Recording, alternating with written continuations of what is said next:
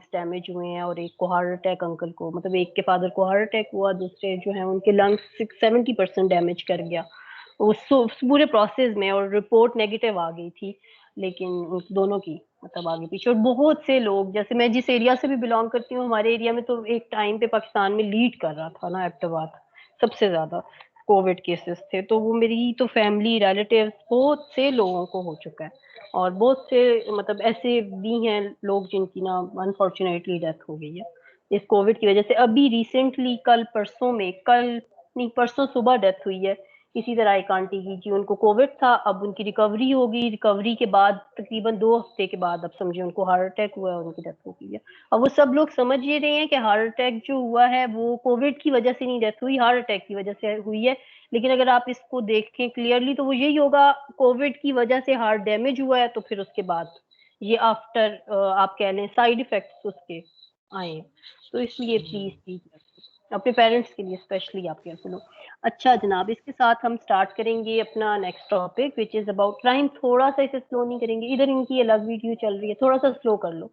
अच्छा, detection and correction of error in a finite difference table. Last time कल हमने finite difference table जो है वो बनाना सीखा था, और उसमें हमने जो बातें की थी वो यही थी कि आपके पास first order finite first difference कैसे कैलकुलेट करते हैं, सेकंड डिफरेंस कैसे कैलकुलेट करते हैं, थर्ड एंड फोर्थ, और कहाँ पे हमने स्टॉप करना है और कहाँ तक हमने चलना है, ये सारी चीजें हमने कल की थी। और फिर हमने एग्जैक्ट वैल्यूज के लिए भी कहा था कि हमारा टेबल इस टाइप का होगा, और कुछ प्रॉपर्टीज पढ़ी थी, और फिर हमने राउंड ऑफ की लिए भी देखी थी। आज हम क्या करेंगे, हम फाइनाइट डिफरेंस टेबल को स्टडी करेंगे। आइंदा के बाद ना ये मैं लेक्चर, पता है वो इतने अरसे बाद मैं पावर पॉइंट पे थी तो वहां मैं लिखती थी ऑब्जेक्टिव भी और कंक्लूजन वगैरह सारी चीजें, लेकिन अब मैंने ये बनाने शुरू किया तो मैं लिखती ही नहीं हूँ। नेक्स्ट में ना मैं यहाँ पे डिफाइन कर दिया करूंगी, सो ऑब्जेक्टिव में हमें पता चले कि हम आज की क्लास में, लाइक क्लास में तो बता देती हूँ लेकिन यहाँ लिखा हुआ भी हो कि ऑब्जेक्टिव में मुझे बताना चाहिए कि आज की क्लास में हम लोगों ने क्या करना है, ताकि बच्चों को पता हो कि ये 3-4 पॉइंट थे जो हमने डिस्कस करने थे, और इस क्लास में ये सारी चीजें डिस्कस भी हुई हैं।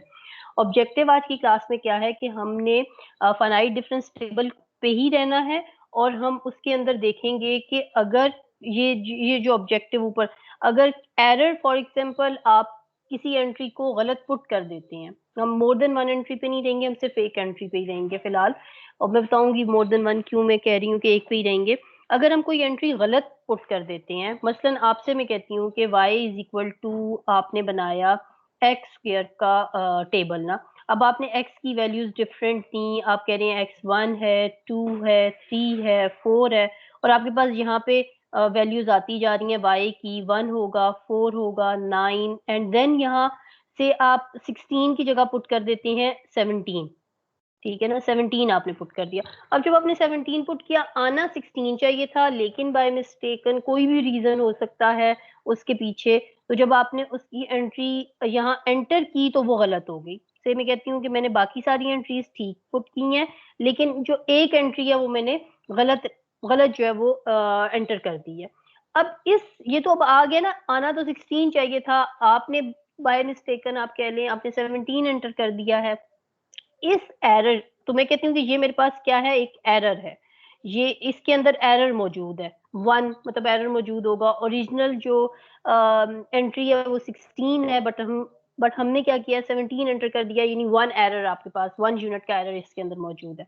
तो हम क्या करेंगे, हम सबसे पहले ये देखेंगे कि इन केस अगर कोई ऐसी चीज हो जाती है और हमें पता चले कि हमारे फाइनाइट डिफरेंस टेबल में कोई प्रॉब्लम है, तो वो किस तरह से डिटेक्ट किया जाए। लाइक मुझे कैसे पता चलेगा कि इन सारी एंट्रीज में यहाँ पे मैंने जो एंट्री पुट की है वो गलत है, और फिर उसको ठीक कैसे किया जाए। अच्छा, कैसे पता चलेगा कि हमने गलत एंट्री पुट कर दी है या हमारी एंट्री में कोई मिस्टेक है, जब आप इसको यूज करेंगे, इसको यानी अप्लाई करेंगे, जैसे आप न्यूमेरिकल डिफरेंशिएशन के अंदर जाते हैं, आपने न्यूमेरिकल डिफरेंशिएशन के अंदर डेरिवेटिव को सॉल्व किया है, ठीक है, यूजिंग न्यूमेरिकल मेथड, और सॉल्व करने के बाद आपने देखा कि जो न्यूमेरिकल मेथड आपने डिफरेंशिएशन के लिए अप्लाई किया है वो तो ठीक किया है, लेकिन आंसर आपका गलत आ रहा है, वो डाइवर्ज कर रहा है, वो एक्यूरेट आंसर नहीं दे रहा, फिर आप उसको दोबारा से चेक करेंगे अपने मेथड को ना कि गलती कहाँ पे हुई है।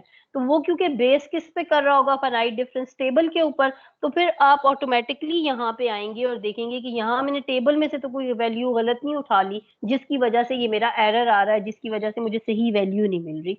तो अगर इस टाइप की कोई चीज आपके पास आती है, यानी कंप्लेन इस किस्म की आती है, फिर हम अपने टेबल को देखते हैं कि इस टेबल के अंदर एरर कहाँ पे मौजूद है। सबसे पहले उसको डिटेक्ट करते हैं और फिर उसको करेक्ट करते हैं। यानी ये दोनों काम हम आज की क्लास में देखेंगे।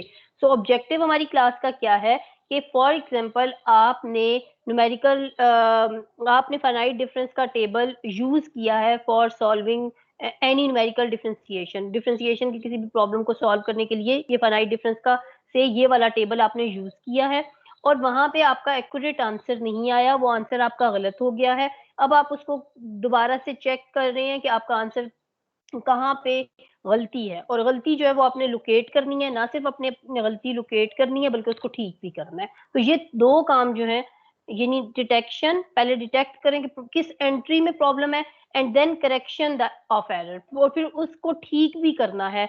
आज की क्लास में हमने फाइनाइट डिफरेंस टेबल के अंदर अगेन एक चीज आप अपने माइंड में रखिएगा, हमने एरर एनालिसिस पहले किया हुआ है, हमने एब्सोल्यूट एरर निकाला है, हमने रिलेटिव एरर को निकाला हुआ है, हमने परसेंटेज एरर को बिल्कुल स्टार्ट में फाइंड आउट करना सीखा हुआ है।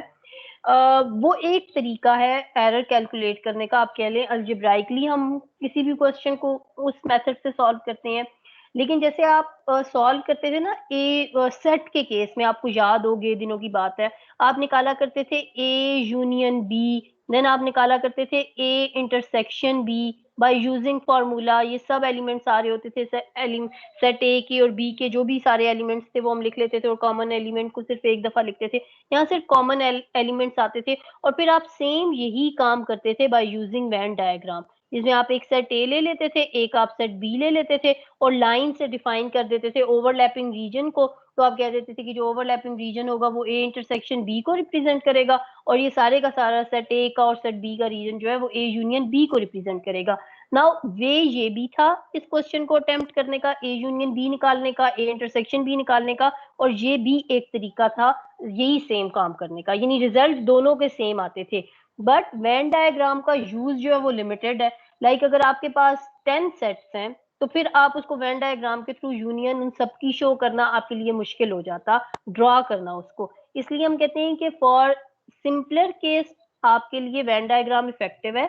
लेकिन जब आपके पास कॉम्प्लिकेटेड केस आ जाते हैं, जब आपके पास मोर देन 10 सेट आ जाए फॉर एग्जांपल, तो आप वेन डायग्राम से नहीं शो कर सकते, उसके लिए आपको बनाना या उसको समझना मुश्किल हो जाएगा।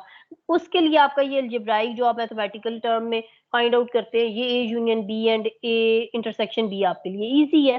सेम केस है इस फाइनाइट डिफरेंस टेबल का भी, क्योंकि ये भी तो एक टेबल है ना, और हम टेबल को एनालाइज कर रहे हैं कल से, हम टेबल की एंट्रीज को देख रहे हैं, हम टेबल की वैल्यूज को देख रहे हैं। ये हम तो लेकिन हमने अभी तक इस टेबल को एज सच फार्मूलाज के अंदर यूज नहीं किया, हम सिर्फ कैलकुलेट करना सीख रहे हैं कि टेबल है हमारे पास। सो चाहे आपके पास ग्राफ हो या फिगर्स हो या पिक्चर्स हो या आपके पास टेबल हो, इनका लिमिटेड यूज होता है। तो अगर मैं कहती हूँ कि मैं एरर डिटेक्ट कर सकती हूँ किसी एक एंट्री का इस टेबल में से, तो इसका मतलब है कि अगर मोर देन वन एंट्रीज होंगी ना तो वो ओवरलैप कर जाती हैं। सेम ये जैसे मोर देन 10 सेट तो आपके पास ओवरलैप कर जाएंगे, आपके लिए वो निकालना आसान नहीं होगा।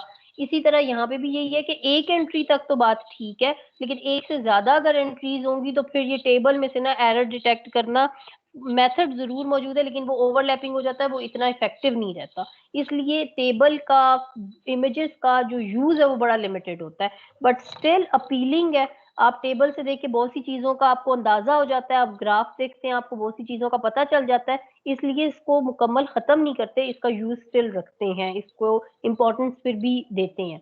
तो यही काम हम करेंगे। इसलिए मैं कह रही हूँ कि मैं सिर्फ सिंगल एंट्री के लिए आपको एरर कैलकुलेट करना सिखाऊंगी, फाइंड आउट करना सिखाऊंगी फाइनाइट डिफरेंस टेबल में। मैं मोर देन वन पे नहीं जाऊंगी क्योंकि वो ओवरलैपिंग है, कॉम्प्लिकेटेड बनता है, तो उसको छोड़ दें, बस आप सिंगल एंट्री तक रहें।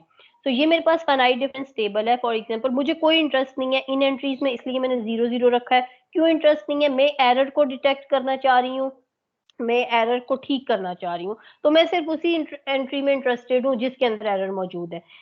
फॉर एग्जाम्पल मेरे पास कोई भी डाटा था, उसमें मैंने 3 की वैल्यू पुट करनी थी, जैसे ये 9 आता था रिजल्ट अगर एक्स स्क्वायर है फंक्शन, तो मैंने इसकी जगह 10 पुट कर दिया है, 8 पुट कर दिया है, तो इसका मतलब है कि ये एंट्री मेरी गलत होगी। अब अगर ये एंट्री गलत होगी तो मुझे देखना है कि इस एंट्री के गलत होने से मेरे फाइनाइट डिफरेंस टेबल पे नंबर 1 क्या इफेक्ट पड़ेगा। नंबर 1, अगर ये मेरे टेबल आपके पास मौजूद हो तो इस एंट्री को डिटेक्ट कैसे करूंगी, तो पहले तो मैं ये देखूंगी ना कि इसका स्प्रेड कितना है, इफेक्ट किस तरह से पड़ रहा है एरर का टेबल के ऊपर। फिर सेकंड पार्ट में हम क्या करेंगे, हम कहेंगे कि हमारे पास टेबल मौजूद है, हमें नहीं पता वहां पे कौन सी एंट्री गलत है। अभी तो मैंने बता दिया 3 के अगेंस्ट एंट्री गलत है, हमारे पास टेबल मौजूद है, उसके अंदर एक एंट्री गलत चली गई है, उस एंट्री को हम ढूंढेंगे भी और उसको ठीक भी करेंगे यानी नेक्स्ट पार्ट में। इस एग्जांपल के अंदर सिर्फ हम बता रहे हैं कि इसका स्प्रेड एरर का कैसे मतलब जाता है। तो आप देखिए, सबसे पहले मैं फाइनाइट डिफरेंस फर्स्ट डिफरेंस निकालूंगी, दैट इज 0 माइनस 0, आपके पास ये वैल्यू दे देगा, ये 0 माइनस 0। फिर सेकंड एंट्री से आपको यहाँ पे ये वैल्यू मिल जाएगी 0 माइनस 0। थर्ड एंट्री से आपको क्या मिलेगी, 0 epsilon minus 0 is epsilon.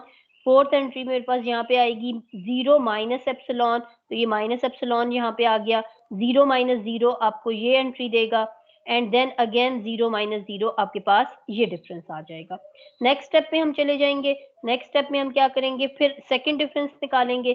Second difference आपके पास आ जाएगा इससे 0 माइनस 0, यहाँ पे 0 आ जाएगा। एप्सिलॉन माइनस 0, जैसे कल आपने डिफरेंस निकाला था दो एंट्रीज का, ये एप्सिलॉन माइनस 0, जैसे y1 minus y2, sorry y2 minus y1, y1 minus y0, इस तरह से ना। So minus epsilon minus 2 epsilon आपको यहाँ पे दे देगा 0, और माइनस माइनस प्लस एप्सिलॉन हो जाएगा आपके पास, तो ये आपके पास आ जाएगा प्लस एप्सिलॉन।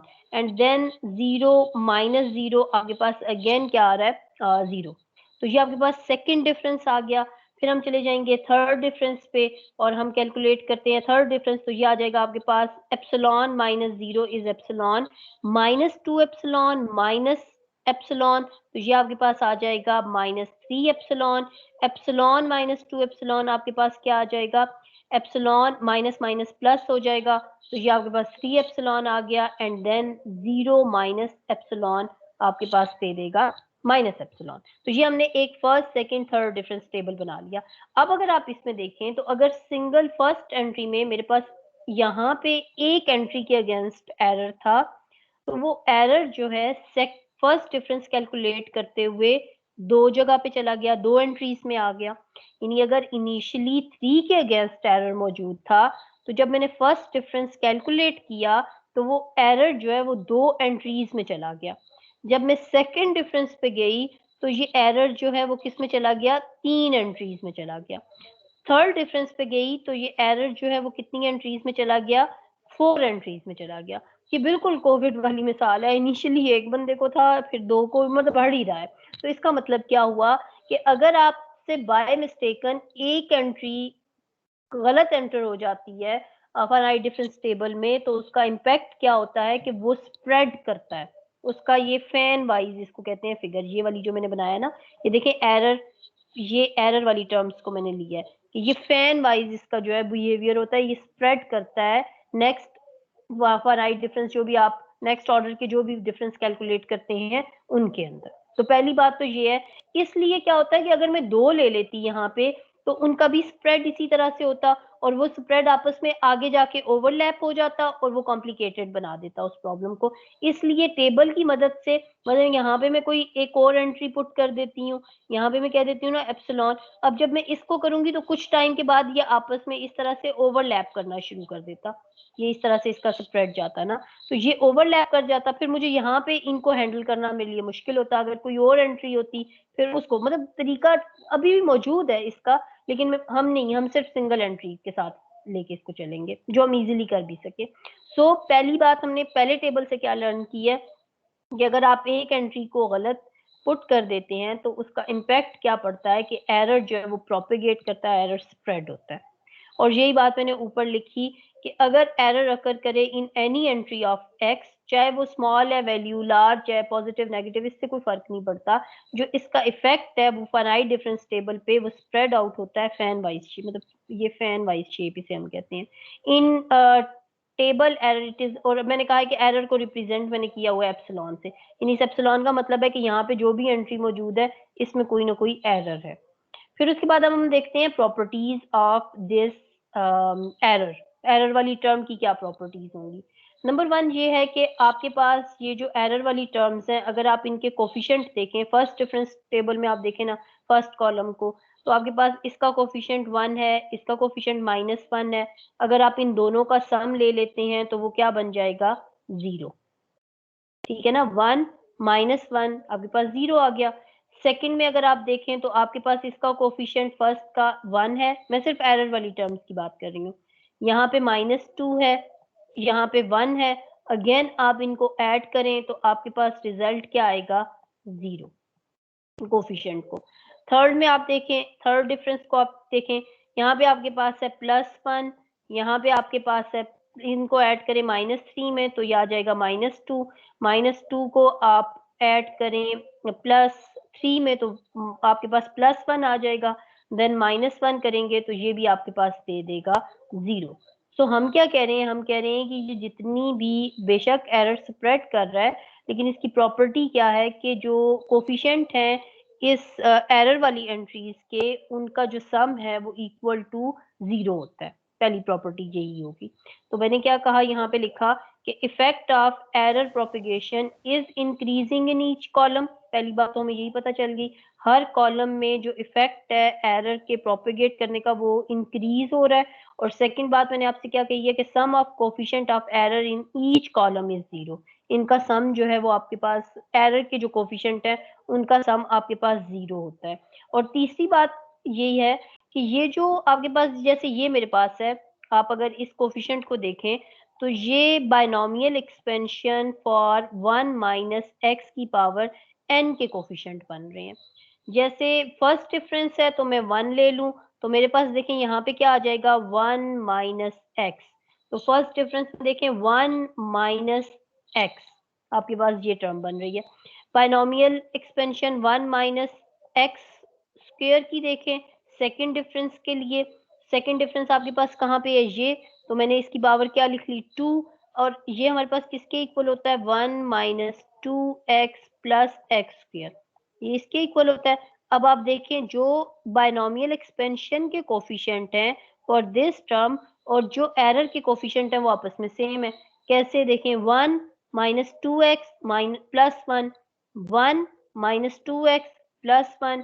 इसी तरह अगर आप 1 माइनस एक्स क्यूब को देख लेते हैं तो वो आपके पास क्या होता है, 1 minus 3x plus 3x square और माइनस एक्स क्यूब।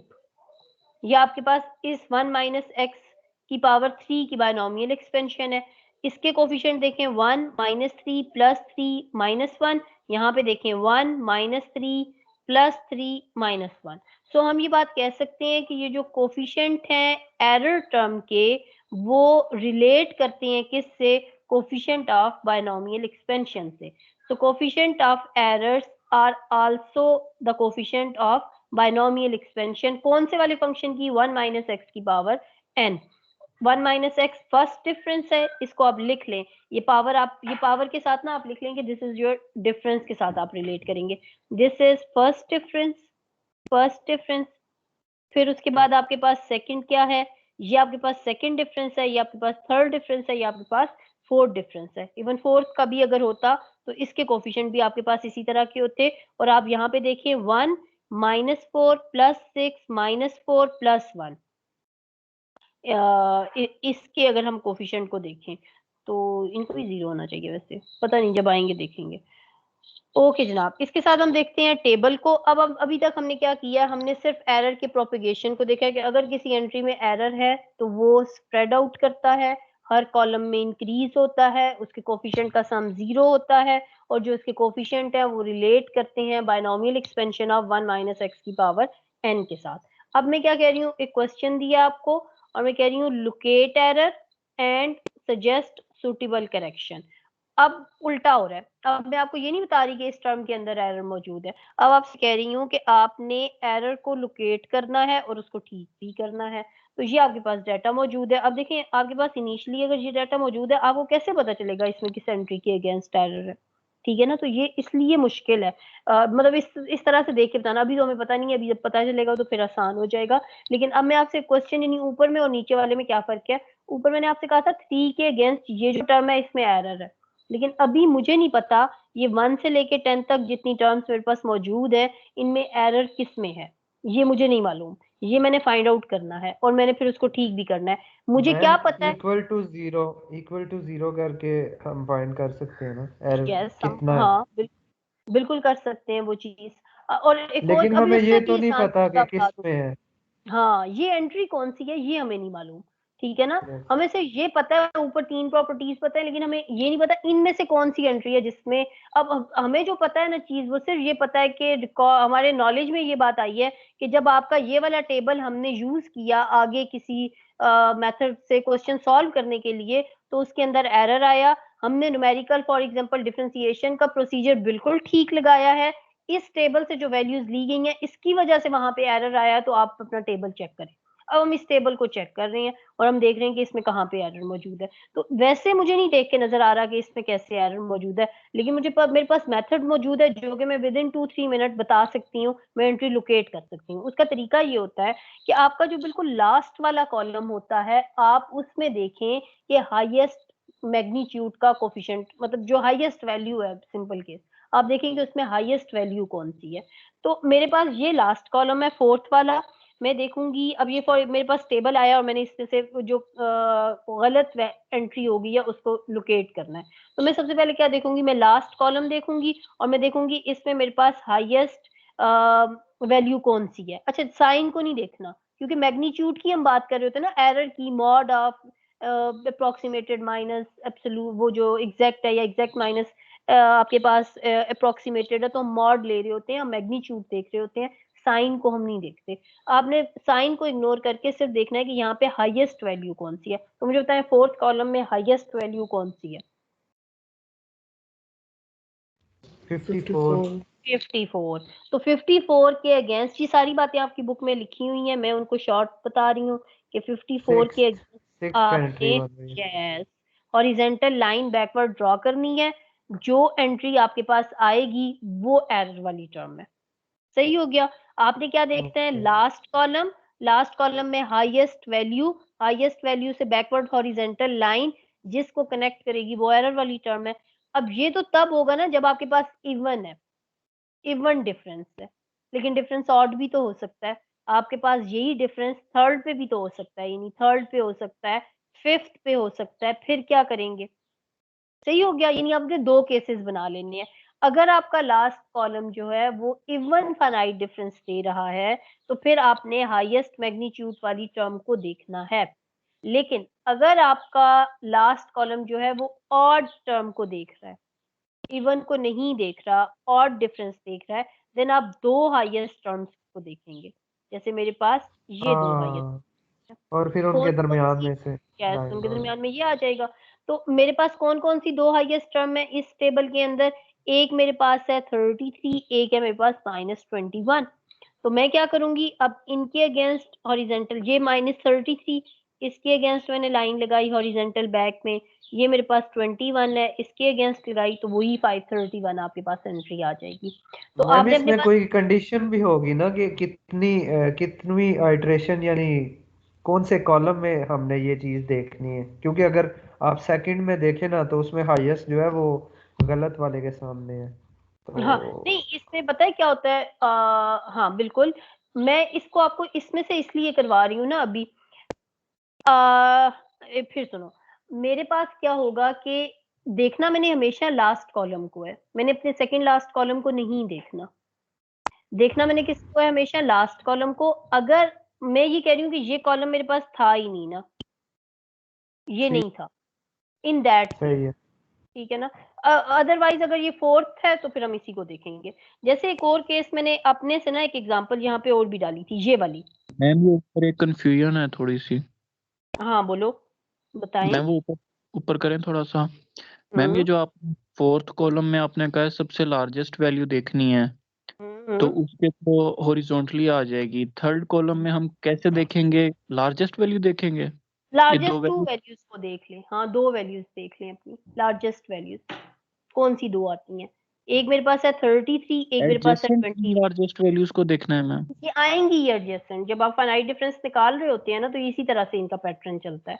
ठीक। मतलब आप देख लेंगे। लेकिन मैम एक और तरीका ये है कि अगर आप इसको फिफ्थ में देखेंगे ना, मेरे पास अगर फिफ्थ कॉलम हो, मैं फिफ्थ को बना के देख लेती हूँ। यहाँ पे आप मुझे फिफ्थ के ये डिफरेंस निकाल के दें। आई थिंक फिफ्थ में जाके ये अगेन 1 एंट्री पे आ जाएगा, आपका जो एरर है फिफ्थ पे जाके। वही ना मैम, हाँ, एक एक हम नेक्स्ट भी तो निकाल सकते हैं ना। अब निकाल अगर सकते हैं और फिर उस पे भी ये देख। ऑड ऑड नहीं है, इवन है, हम्म, तो नेक्स्ट पे जाएंगे तो वो ऑड होगी। ऑड तो हो आगे जाएगा। जाना बेहतर नहीं? आगे जाना भी बेहतर है, मैं सिर्फ समझाने के पर्पज से आपको बता रही ठीक हूँ। है ठीक है ठीक अदरवाइज ये मैंने समझ आ नीचे जो गई किया है ना, हाँ जी, ये जो मैंने नीचे किया है, देखें ये यहाँ पे लास्ट की है। हम्म। ये मेरे पास थर्ड था, तो यही मेरे पास लास्ट कॉलम है। इसमें जो मेरे पास एंट्रीज हैं वो 2 सेम है। मैंने सेम को भी मतलब साथ में बैलेंस किया है कि आपके पास 2 सेम एंट्रीज आ रही हैं, तो फिर क्या होगा? तो फिर भी सेम वही चीज होगी। आपने ये ले लिया, आपने इसके अगेंस्ट ले और ये लिया, बड़ी तो भी है। आपके पास, हाँ, और ये बड़ी भी हैं और सेम भी हैं। तो आपने ये दोनों वैल्यूज ले ली और इनके सेंटर में, अब ये वाली कंडीशन आपकी उसमें भी आ सकती है, इवन वाले में भी, कि आपकी 2 सेम एंट्रीज बड़ी आ जाए। तो फिर आप क्या करेंगे? तो फिर आप उन्हीं 2 को देखेंगे, मतलब उन्हीं 2 के सेंटर वाली जो वैल्यू होगी आप उसको देखेंगे। सही हो गया? यानी आपके ओके। पास ये कंडीशन इस तरह से जैसे भी बनती है। तो एरर लोकेट करने का तरीका क्या है? आप लेकिन ये मैम मैंने, हाँ, मैम इवन कॉलम के मतलब उनके सेंटर में तो कोई वैल्यू नहीं होगी ना। 1 मिनट मैं देख, मतलब अगर कोई सेम इवन वाली कॉलम्स देखें। में जाएंगे तो के सामने वैल्यूज आएगी। लेट्स से मेरे पास ये है और ये है। देखें ना, ये आपके पास आएगी वैल्यू, ये देखें ये। मैम उनके दरमियान दरमियान में कोई वैल्यू नहीं आएगी ना, मतलब दो वैल्यूज आ जाएंगे फिर हमारे पास अगर दो का, हाँ, फिर दोनों का सम लेके डिवाइड 2 करें? नहीं, इसको फिर देखना पड़ेगा कि दोनों का क्या होगा। हाँ, ये बात भी है कि दोनों में तो आपके पास 2 वैल्यूज आएंगी ना एंड पे, अगर सेंटर में तो कोई वैल्यू नहीं आएगी अगर सेम आपके पास आ रहे हैं। फिर अपनी चॉइस कर लें, आप दोनों में से किसी एक को ले लें। ठीक है ना? सेम अपनी चॉइस पे ले लें, 3 को देख मैम लें और अगर 4 अगर देख लें। इसी एग्जांपल में हमारे पास सिर्फ सेकंड डिफरेंस तक होता तो अगर हमारे पास सेकंड डिफरेंस तक होता तो चलिए हम मैम सेकंड ये डिफरेंस, मेरा ख्याल है सेकंड डिफरेंस तक इसको अंदाजा लगाना ही गलत है, क्योंकि थोड़ी हमने कैलकुलेशन की हो तो हम उस पे अंदाजा लगाते हैं ना। एक वो भी ठीक है, लेकिन अगर इवन सेकंड डिफरेंस को ही आप देख लें, तो सेकंड डिफरेंस में अगेन बेटा देखोगे ना, हाईएस्ट पावर आपके पास वैल्यू ये 66 है, इसके अगेंस्ट 1341 पे एरर होगा अगर आप सिर्फ सेकंड को देखेंगे तो। ये तो फिर जिस पे जाके देखो तो हाँ, चेंज ही होता रहेगा। ये ये तो कोई नहीं, तरीका बेस्ट। लेकिन ना ये होता। वाली जो आपके पास तरीका है ना, ये एंट्री का मैग्नीट्यूड देख के फाइंड आउट करना, ये यस, मतलब ये ही यूज हो रहा है, लाइक। अच्छा, ये तो और ये बात ठीक है ना आपकी भी मैम। ठीक है कि फिफ्थ फोर्थ, अच्छा, डिफरेंस पता है कैलकुलेट भी कहाँ पे एरर कर रहे होते हैं? फोर्थ, फिफ्थ, सिक्स्थ पे जाके, मतलब इस जी लेवल मैम, तक ये यही मैं कहना चाह रहा हूँ कि वहां से अगर करें तो हमारा अंदाजा ठीक हो सकता है। उससे पहले तो एक क्या कहते हैं उसे। स्प्रेड नहीं है ना उसका इतना। जी आपका जो एरर है, जैसे ये ऊपर देखो, तो आपके एरर का जो स्प्रेड है वो क्लियर आपके पास कहाँ पे हो रहा है? जाके थर्ड डिफरेंस पे, इससे आगे फोर्थ पे, वहां पे स्प्रेड जी। आउट ज्यादा। तो यहाँ पे यस मैम। इनिशियली आपके पास उसका स्प्रेड आउट ही नहीं है, कम है। तो मेरा ख्याल है हमें ये कंडीशन रखनी चाहिए कि एटलीस्ट फोर्थ तक और ये जाके है, आगे मैंने हम। कहीं पढ़ा था, ये आपका आपके लेक्चर बनाते हुए ना, मैंने कहीं पे ये लाइन पढ़ी है कि फिफ्थ सिक्स्थ ऑर्डर पे जाते हैं तब आपके पास बिल्कुल। जो है वो एरर आप इसका लोकेट जी करते मैम। हैं। और फिर जो है इंशाल्लाह कह लेते हैं साथ, फिर इंशाल्लाह वो सारे एक सही होगा। ही उसको करेंगे। ठीक हो गया। अच्छा जनाब, अब मैंने यहाँ पे क्या किया, लोकेशन के लिए, if last column has even difference, यानी आपका इवन डिफरेंस होगा, तो आपने क्या करना है? लार्जेस्ट कोफिशिएंट को चेक करना है इन द लास्ट कॉलम। जैसे मेरे पास 54 था, draw horizontal line in the backward direction, जब तक आपके पास ये पॉइंट मिल नहीं जाता, विच इज 531, और 531 आपके पास उसमें कोई एरर होगा। अगर आपके पास लास्ट कॉलम में ऑड डिफरेंस है, तो फिर आप, जैसे मैंने कहा थर्ड कॉलम को चेक कर लें, इसमें आप 2 हाईएस्ट वैल्यूज ले लें 21 और 33 जो आपके पास दो एडजस्टमेंट आती हैं, हॉरिजॉन्टल लाइन ड्रॉ करें, इनके दरमियान में जो वैल्यू है उसमें एरर आपके पास मौजूद होगा। और फिर मैंने नेक्स्ट में इसमें बता दिया कि अगर सेम वैल्यूज है तो भी आपके पास यही केस बनेगा डिफरेंस कैलकुलेट करने का कि आपने हॉरिजॉन्टल लाइन ड्रॉ करनी है और उनके दरमियान में आपके पास एरर आएगा। नेक्स्ट हमारे पास क्या है कि अब इसको करेक्ट कैसे किया जाए, ये तो हमें पता चल गया ना कि हमारे पास एरर जो है वो किसी टर्म में आ गया है, लाइक ये मेरे पास इस टर्म में एरर मौजूद है, लेकिन मैं इसको ठीक कैसे करूंगी। तो इसको ठीक करने का तरीका क्या है कि आप यहाँ पे देखें, कोफिशिएंट को असल में रिलेट करना होता है। अब यहाँ पे हम देखेंगे कि ये मेरे पास फोर्थ ऑर्डर कोफिशिएंट है, फोर्थ ऑर्डर बायनॉमियल एक्सपेंशन जो है वो हमने यहाँ ऊपर लिखी हुई है, ये फोर्थ ऑर्डर बायनॉमियल एक्सपेंशन। यहाँ मेरे पास कोफिशिएंट अभी मैंने जो कैलकुलेट किया वो क्या था 54, इसको मैं कंपेयर करूंगी बायनॉमियल कोफिशिएंट से और वहां से वैल्यू निकालूंगी एरर की। जैसे ये मेरे पास 1 माइनस एक्स की पावर 4 है, तो जो जो आपके पास पावर होती है उससे एक टर्म ज्यादा हमेशा आपका पोलिनोमियल एक्सपेंड होके आता है। जैसे ये मेरे पास 4 है तो जो नंबर ऑफ टर्म्स होंगी यहाँ पे वो क्या होंगी 5 टर्म्स होंगी, एक टर्म ज्यादा होती है। जैसे 1 2 3 4 5 टर्म्स का आपके पास पोलिनोमियल एक्सपेंशन होगी। तो अगर मेरे पास फोर्थ ऑर्डर मैंने पोलिनोमियल को एक्सपेंड किया, सेंटर वाली वैल्यू देखी विच इज 6, इसको मल्टीप्लाई किया एप्सिलॉन से, 6 एप्सिलॉन इज इक्वल टू 54 और 6 मेरे पास क्या हो जाएगा 54 डिवाइडेड बाय 6 विच इज 9। तो इसका मतलब है कि मेरे पास जो एरर है 531 में वो 9 एरर है, मुझे 9 को सब्ट्रैक्ट करना है तो मेरे पास ओरिजिनल एंट्री आ जाएगी। फिर मैम ये सुने कैसे किया? मैंने कैसे कैलकुलेट किया, ये बुक में फार्मूला मौजूद है, मैं सिर्फ असल में सारी कहानी बुक में मौजूद है, मैं उसको सिर्फ समराइज करके यहाँ पे आपको बता रही हूँ, अदरवाइज ये सारी थ्योरी बुक के अंदर लिखी हुई है, मैंने वहीं से पढ़ा है। 54 आपका लास्ट टर्म में हाईएस्ट टर्म थी ना, इसके अगेंस्ट आपने कहा कि मेरे पास ये 531 में एरर है। आपने क्या करना है 54 किसकी एक्सपेंशन में है, फोर्थ ऑर्डर डिफरेंस है। फोर्थ ऑर्डर हाँ डिफरेंस के हमने कहा है कि एरर जो है वो आपके पास किसके इक्वल होते हैं, इसकी जो coefficient of binomial expansion 1 minus x की पावर 4 इसके कोफिशिएंट और जो आपकी एरर, क्योंकि एरर के यहाँ पे एज सच कोफिशिएंट तो आ ही नहीं रहे, हमें तो नहीं पता ये 54 जो है वो अगर लिखा होता ना 6 इंटू 9 तो फिर तो हमें समझ आ रही होती कि ये 6 है कोफिशिएंट इसका और 9 जो है वो इसके अंदर एरर की टर्म है, लेकिन हमें अभी नहीं पता क्योंकि होल नंबर आपके पास लिखे हुए हैं। तो फिर वो नंबर कैसे फाइंड आउट किया जाए, हम कंपेयर करते हैं इसको बायनॉमियल एक्सपेंशन के कोफिशिएंट से, और जहन में हमारी क्या बात होती है कि जो एरर के कोफिशिएंट हैं और जो बायनॉमियल एक्सपेंशन के कोफिशिएंट हैं वो इक्वल होते हैं। आपने अभी ऊपर ये चीज देखी थी कि जो एरर के कोफिशिएंट हैं जो एरर के कोफिशिएंट हैं और जो बायनॉमियल एक्सपेंशन के कोफिशिएंट हैं वो सेम है।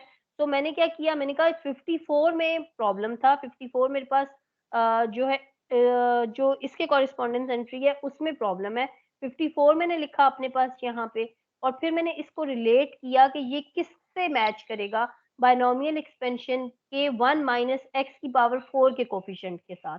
4 के कोफिशिएंट क्यों, क्योंकि ये फोर्थ ऑर्डर डिफरेंस में आप देख रहे हैं इसे, ये जो कॉलम है आपका, ये जो कॉलम आपके पास है ये कौन सा है, ये फोर्थ डिफरेंस आप कैलकुलेट कर रहे थे। अगर ये थर्ड डिफरेंस होता तो मैं थर्ड को देखती, अगर ये 2 होता तो फिर मैं 2 को देखती, अगर ये फिफ्थ होता तो मैं फिफ्थ को देखती। अभी मेरे पास ये फोर्थ डिफरेंस है, मैंने 1 माइनस एक्स की पावर 4 को देखा है। यहाँ पे देखिए मैंने सेंटर वाली वैल्यू को पिक करना है, ये मेरे पास आ गई सेंटर, हमेशा सेंटर वाली वैल्यू को देखना है। तो 1 माइनस एक्स जो की पावर 4 की जब आप एक्सपेंशन करते हैं तो दो लेफ्ट साइड से मैंने टर्म्स छोड़ी, दो राइट से, सेंटर में मेरे पास क्या है 6, एक इंडिविजुअल टर्म है। तो 6 एप्सिलॉन मैंने किया, एप्सिलॉन इज इक्वल टू 9, ये मेरे पास एरर है किसके अंदर 531 के अंदर। तो 531 में से मैं सब्ट्रैक्ट करूंगी 9 को, तो जो वैल्यू मुझे मिलेगी वो मेरी ओरिजिनल टर्म एक्चुअल टर्म आपको मिलेगी, वो उसकी एक्चुअल टर्म होगी, उसमें से ये एरर हम मतलब जो है वो रिमूव कर देते हैं।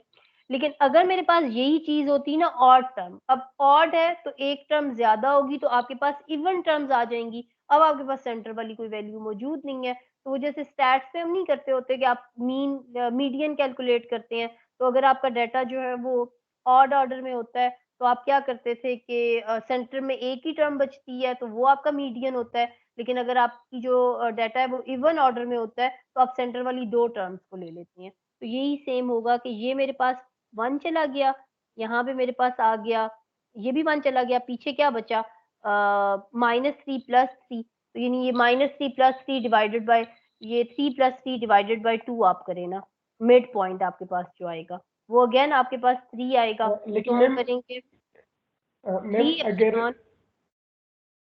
मैम हमारे पास ऑड पावर में हमेशा दरमियान में कोई नंबर आ रहा होगा और इवन में हमारे पास हाँ हाँ बिल्कुल ठीक है। तो दरमियान का तो मतलब क्या है? Mid point. यस इसका मैम। भी और आपने मैम क्या अगर करना है? मिड और पॉइंट। इवन में हमारे पास मैम कभी दो वैल्यूज सेम आएंगी नहीं अगर हम बाइनोमियल एक्सपेंशन के साथ चलेंगे तो। बिल्कुल, तो वो नहीं आएंगी, एग्जैक्टली ऐसा ही होता यस है, क्योंकि मैम। बाइनोमियल एक्सपेंशन के अंदर आपके पास मिडल में एक ही टर्म हमेशा बचेगी बिकॉज ऑफ वो इवन और ऑड वाली टर्म की वजह यस से। मैम। तो आपने इन दोनों का बेटा ऐड करके मिड पॉइंट आपने लेना है ना, तो दोनों को ऐड किया, डिवाइड किया 2 पे, तो जो भी नंबर आपके पास आता है उसको आपने 3 एप्सिलॉन के साथ जो है वो इक्वेट करना है और वहां से आपने निकालना है। तो अगेन सेम ही आपके पास सेम ही रिजल्ट आ आता रहा है। है। जैसे ये यहाँ पे है, करेक्शन ऑफ एरर।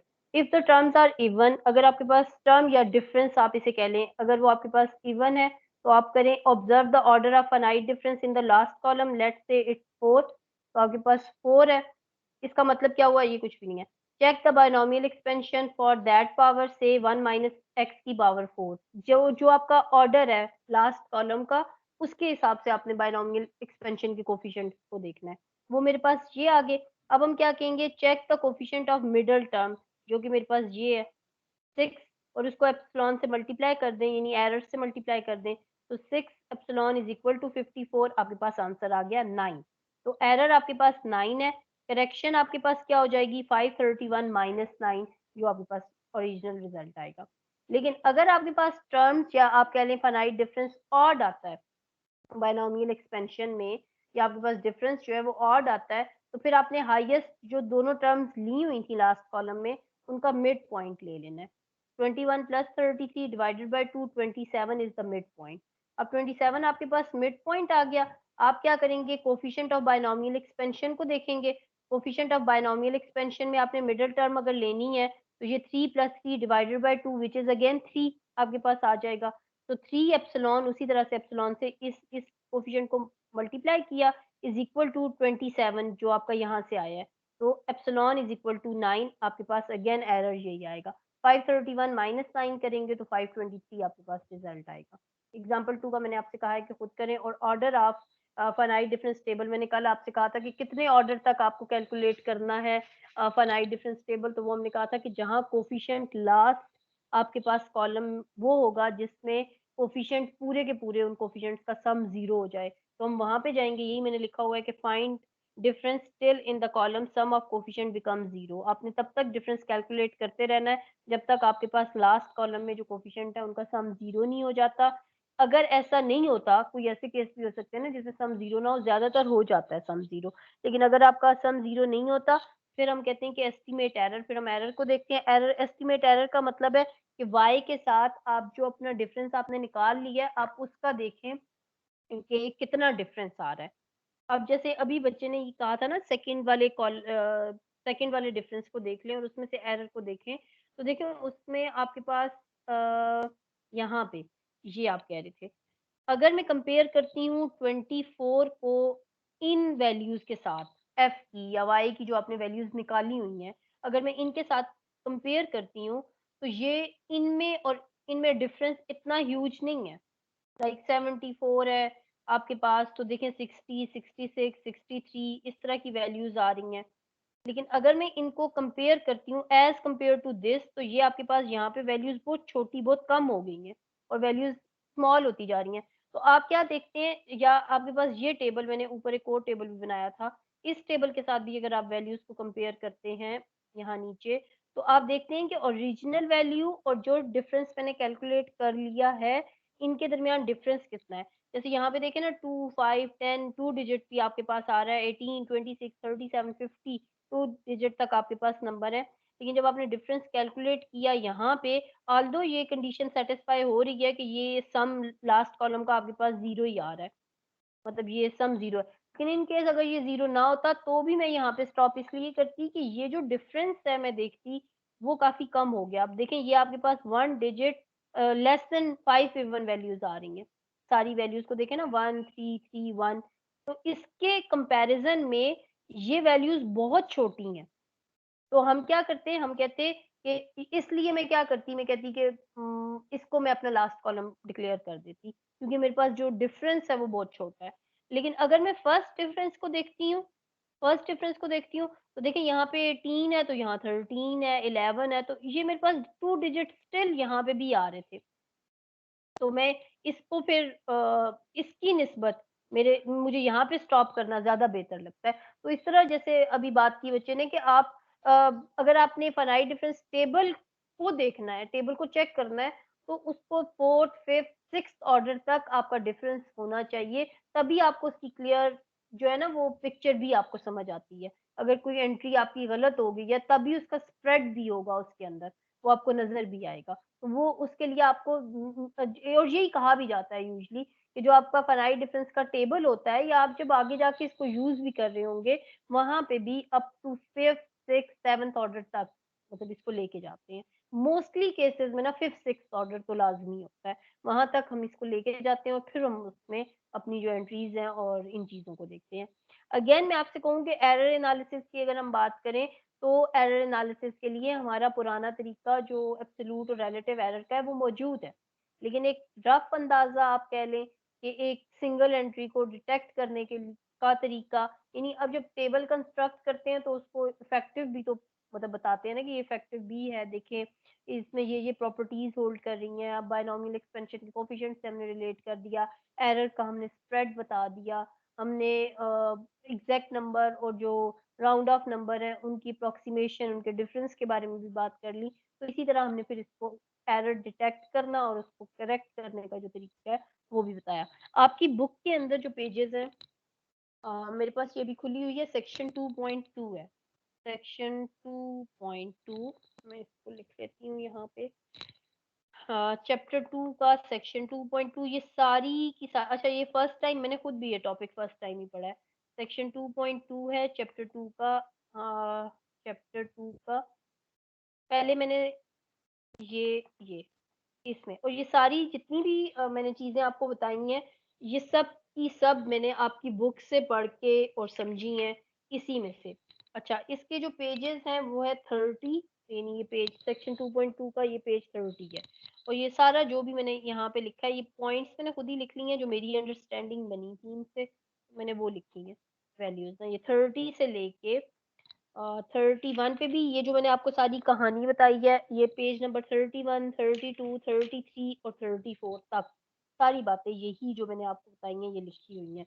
इसमें जैसे मुझसे कल क्लास में बच्चे ने भी पूछा था कि अगर मैम टेबल के अंदर मोर देन 1 एंट्रीज में एरर हो तो वो किस तरह से कैलकुलेट करेंगे। तो जो पेज नंबर 33 है, इसमें 2 एंट्रीज के अंदर एरर जो है वो उन्होंने बताया है। और यही चीज जो मैं आपसे कह रही हूँ ना कि ओवरलैपिंग हो जाता है एरर और फिर उसको थोड़ा डिफिकल्ट होता है एस्टिमेट करना। तो वो चीज इन्होंने कहाँ पे दी हुई है, पेज नंबर 33 के अंदर। 2 एंट्रीज के अंदर एरर दिया है और एप्सिलॉन 1 एप्सिलॉन 2 करके, और फिर उसका इम्पैक्ट बताया है कि देखिए 4th ऑर्डर डिफरेंस का किस तरह से इम्पैक्ट पड़ रहा है, और वो एरर आपस में ओवरलैप कर गए हैं। और वो फिर देखिएगा कि यानी टर्म्स इस तरह से आ रही होंगी, एप्सिलॉन 2 -4 एप्सिलॉन 1 -4 एप्सिलॉन 1 +4, मतलब एरर जो है वो एड अप हो गया, यानी उसने मतलब दोनों मिक्स हो गया आपके पास। तो फिर इन दैट केस हम कहते हैं कि थोड़ा मुश्किल हो जाता है इसका मैम पैटर्न बनाना या निकालना। हम सिंगल एरर वाली करें ना।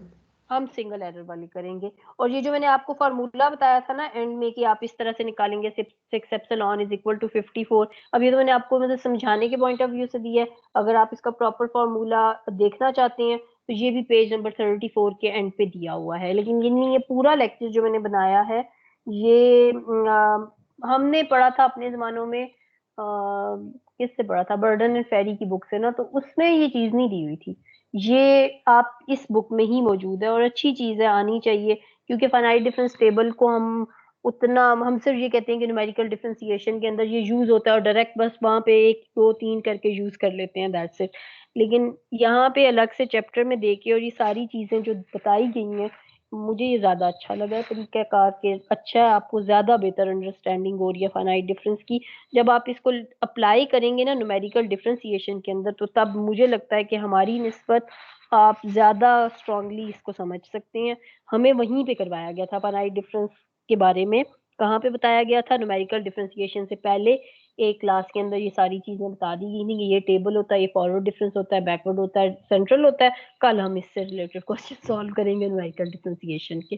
तो मैं वहाँ पे रिकैप ज़रूर दूँगी, बट स्टिल इसको अलग एज़ अ चैप्टर और ऑपरेटर्स को लेके चलना और ऑपरेटर्स को आपस में रिलेट करना और फाइनाइट डिफरेंस के टेबल के अंदर अगर कोई मिसिंग वैल्यू है उसको डालना, ये ज़्यादा अच्छी चीज़ें हैं, अच्छी बेहतर अंडरस्टैंडिंग के लिए। तो ये मुझे इसलिए चैप्टर 2 इस बुक का बेहतर लगा। चलें जी, ये चीज़ आपने पढ़नी है, ज़रूर पढ़ लीजिएगा। जो चीज़ें अभी क्लास में की हैं वो आप फिर रिलेट कर सकते हैं सेक्शन 2.2 के साथ। होम असेसमेंट में आपको दे दूँगी इससे रिलेटेड। इसके बाद जो नेक्स्ट टॉपिक होगा हमारा, वो होगा डिफरेंस ऑपरेटर से रिलेटेड। बस जस्ट ऑपरेटर्स हैं जो हम यूज़ करते हैं आगे इंटरपोलेशन में और डिफरेंस न्यूमेरिकल डिफरेंशिएशन में, तो बस वो हमने करने हैं। फिर उसके बाद मैं देख रही हूँ, सोच रही हूँ ये कि अगर मैं देखती हूँ न्यूमेरिकल जो इंटरपोलेशन है ना, अगर इंटरपोलेशन न्यूमेरिकल डिफरेंशिएशन के अंदर ना यूज़ हो रही हुई, यानी उसका इतना इम्पैक्ट ना हुआ, तो फिर मैं आपको इसके बाद डायरेक्टली न्यूमेरिकल डिफरेंशिएशन ही स्टार्ट करवा दूँगी, ताकि अभी फाइनाइट डिफरेंस किया है तो साथ आप उसको अप्लाई भी कर लें। लेकिन अगर इंटरपोलेशन हो रहा हुआ तो फिर मुझे उस पे जाना पड़ेगा। वैसे मेरी कोशिश यही है कि मैं पहले न्यूमेरिकल डिफरेंशिएशन करवा लूँ आपको और देन इंटरपोलेशन करवा लूँ। अभी मैं इसके बारे में यस सोच मैम, रही ऐसे हूँ। ठीक है। वो ज़्यादा बेहतर हो जाएगा ना कि आपने जो चीज़ पढ़ी है, तो चलें जी अब हम उसको इम्प्लीमेंट भी करते हैं। तो मैं पहले न्यूमेरिकल जी। डिफरेंशिएशन लेके आती हूँ, फिर हम इंटरपोलेशन देख लेंगे। इंटरपोलेशन बहुत आसान है। मेरा अपना जो है ना, वो फेवरेट चैप्टर इंटरपोलेशन का था, क्योंकि उसमें हम फंक्शंस बनाते थे। लाइक फंक्शन दिए ही नहीं होते, आपको सिर्फ डाटा पॉइंट्स दिए होते हैं और आप उन डाटा पॉइंट्स को यूज़ करके फंक्शन बना लेते हैं कि ये फलां पॉलिनोमियल था, जिसका ये डाटा आपके पास दिया हुआ था। इसलिए वो मज़े का चैप्टर था, लेकिन वो हम एंड में करेंगे। जी। चलिए, आज के लेक्चर के हवाले से किसी किस्म का कोई क्वेश्चन चैट बॉक्स में मौजूद है? मैं पहले चैट बॉक्स ओपन कर लेती हूँ, सिवाय नो इसके कि मैम, कोई क्वेश्चन नहीं है, बहुत अच्छे से सब समझ आ गया।